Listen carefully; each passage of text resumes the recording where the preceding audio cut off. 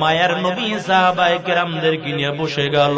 কয় ও সাহাবায়ে কেরাম বলো আজকে এই বিজয় বেশে কে আজকে বিজয়ের আযানটা কে দিবে বলো।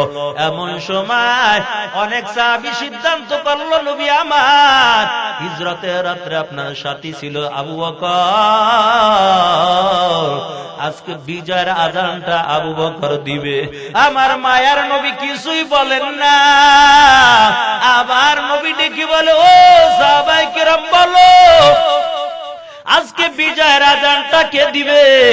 আবার সাহাবায়ে কেরাম বলেন নবী আমার আবু বকর যদি বিজয়ের আযানটা না দেয় আজকে বিজয়ের আযানটা দিবে ওমর।